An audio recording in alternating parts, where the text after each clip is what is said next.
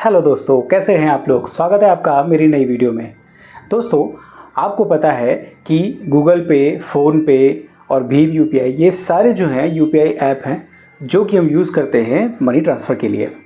अगर हमें किसी को छोटे मोटे अमाउंट भेजने हैं या फिर बड़े अमाउंट भी भेजने हैं, तब भी हमको आजकल यूपीआई ही सबसे अच्छा लगता है। और यूपीआई जो है वो बैंक अकाउंट से कनेक्टेड होता है। लेकिन अगर आपका बैंक अकाउंट नहीं है, आप किसी ऐसे फेज़ में हो जहाँ पे आपका बैंक अकाउंट नहीं कनेक्टेड हो पा रहा है किसी भी रीज़न से, या आपके पास बैंक अकाउंट है ही नहीं, तो ऐसे में फिर हमारे लिए यूपीआई यूज़ करना या फिर गूगल पे, फ़ोन पे या इस टाइप के ऐप्स यूज़ करना, भीम यूपीआई यूज़ करना बहुत मुश्किल हो जाता है और कहीं ना कहीं हमको कैश कैरी करना पड़ता है। लेकिन अब यूपीआई जो है आप यूज़ कर सकते हो अगर आपके पास बैंक अकाउंट नहीं भी है तब भी, और वो है यूपीआई सर्कल के थ्रू।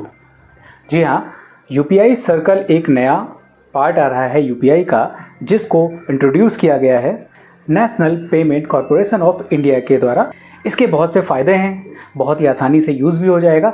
और अगर आपके पास बैंक अकाउंट नहीं भी है, आपके घर में हाउस होल्ड में किसी के पास बैंक अकाउंट है और अगर उसका यूपीआई चल रहा है ऑलरेडी, तब भी आप उसी के यूपीआई से अपने अलग डिवाइस में, अलग मोबाइल में पेमेंट कर सकते हो। आपको उनका मोबाइल रखने की ज़रूरत नहीं पड़ेगी। ये बहुत ही अच्छी चीज़ है और बाकी बहुत से फ़ायदे आपको मिलने वाले हैं। मैं सारी डिटेल बताने वाला हूँ आपको कि कैसे आप इसको यूज़ कर सकते हो, क्या क्या इसमें फ़ायदे हैं। तो बने रहे वीडियो में और कंप्लीट डिटेल में बताने वाला हूँ आपको यूपीआई सर्कल के बारे में। नमस्कार दोस्तों, मेरा नाम है अनूप, आप देख रहे हैं टेक एंड ट्रेंड्स।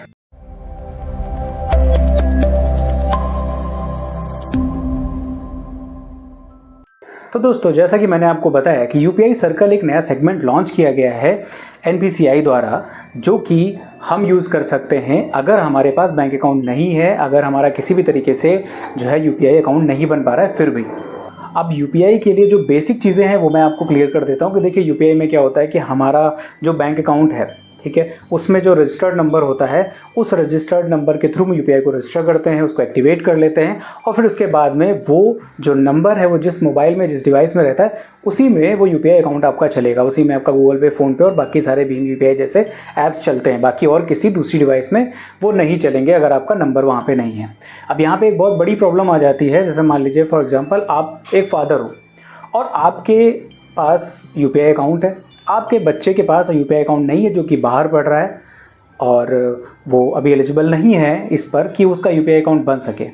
तो यूपीआई सर्कल जो है वो बहुत ही अच्छी चीज़ निकाली गई है। इसमें आप किसी और के मोबाइल में अपने यूपीआई का एक्सेस दे सकते हो और उसमें बहुत सारे आप रिस्ट्रिक्शंस लगा सकते हो। आप बहुत सारे फीचर्स हैं जिसके थ्रू आप कंट्रोल कर सकते हो उसके एक्सपेंसेस को।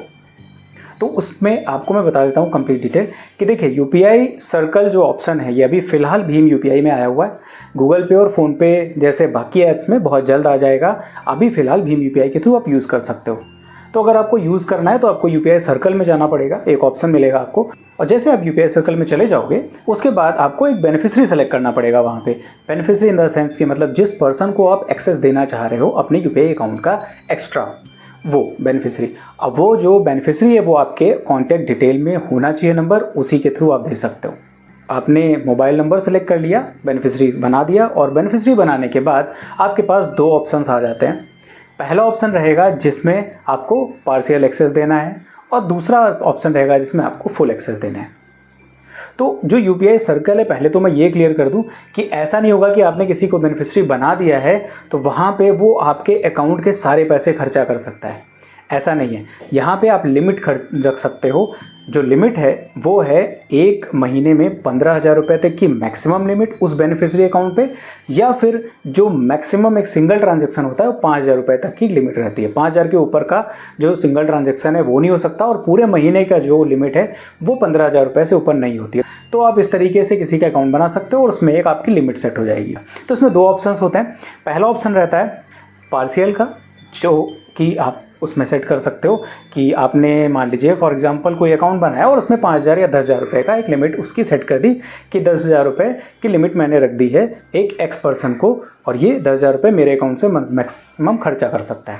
तो जब कभी भी ये पार्शियल वाला जो ऑप्शन है, तो उसमें जब कोई भी वो पर्सन कोई भी एक्सपेंस करेगा, कोई भी चीज़ खरीदने जाएगा, तो खरीदने के बाद वो क्यूआर कोड जो स्कैन करेगा, तो क्यूआर कोड स्कैन करने के बाद उस QR कोड का जो अमाउंट होगा, जो पेमेंट होगा, उसका नोटिफिकेशन आपके मोबाइल पे आएगा, आपके UPI पे आएगा और वहाँ पे आप अपना पिन डाल करके जब उसको अप्रूव करोगे तभी वो पेमेंट सक्सेसफुल होगा, अदरवाइज़ नहीं होगा। तो ये पार्सल में एक बहुत अच्छी चीज़ रहती है। और जो दूसरा ऑप्शन होता है वो होता है फुल डेलीगेशन का। मतलब आप कंप्लीट एक्सेस अपने बेनिफिशियरी को दिए दे रहे हो, जो कि आपके दी हुई लिमिट को यूज़ कर सकता है अपने हिसाब से। हालांकि उसका जो ट्रांजैक्शंस होंगे उसकी डिटेल आपके पास रहेगी, लेकिन वहाँ पे अगर उसने पेमेंट सक्सेसफुल कर दिया, भेज दिया है, तो भेजना और खर्चा करना वो उसके हाथ में रहेगा, लेकिन आपके पास ट्रैक तो रहेगा पूरा कंप्लीट। यहाँ पे वो बेनिफिशियरी अपने हिसाब से पेमेंट से जो है स्कैन करेगा, भेज देगा, OTP डाल करके सब कुछ कर देगा, आपके पास उसका ट्रांजैक्शन हिस्ट्री कंप्लीट रहेगी। तो ये 2 ऑप्शंस हैं और आप चाहो तो पार्सल भी कर सकते हो, चाहो तो आप फुल डेलीगेशन भी उनको दे सकते हो, कोई इशू नहीं। हम जो है पूरी तरीके से एक जो है कंट्रोल बना सकते हैं उस एक्सपेंस का जो हम किसी को पैसे दे रहे हैं।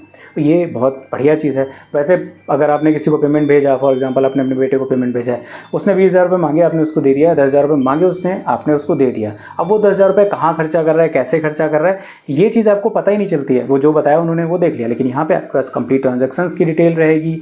आप पेमेंट को सक्सेसफुल करना है आपको कि नहीं करना है, पेमेंट भेजना है कि नहीं भेजना है, ये सारी चीज़ें आप डिसाइड कर सकते हो खुद से।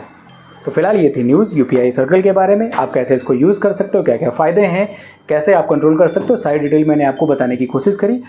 आप बताइए कि आपको ये कैसी सर्विस लग रही है, क्या आपके हिसाब से ये चीज़ ऐसी रहेगी जो कहीं ना कहीं आप कंट्रोल कर सकते हो अपने दिए हुए पेमेंट को, और आपके लिए ये फ़ायदेमंद रहेगा अगर आप UPI सर्कल का यूज़ कर रहे हो। तो आप जैसी भी आपकी राय है वो आप कमेंट करके ज़रूर बताएं। और आपने अगर वीडियो को लाइक नहीं किया है तो लाइक कर दीजिए और दोस्तों तक भी शेयर कर दीजिए ताकि उनको भी पता चल जाए UPI सर्कल के बारे में। और अगर अभी तक आपने मेरे चैनल को सब्सक्राइब नहीं किया तो सब्सक्राइब जरूर कर लीजिए, क्योंकि इसी तरीके की अच्छी वीडियोज़ मैं आपके लिए लेके आता रहता हूँ। फिलहाल के लिए इस वीडियो में इतना ही। मिलते किसी दूसरी वीडियो में किसी अच्छे से टेक और ट्रेंडिंग टॉपिक के साथ। तब तक के लिए नमस्कार।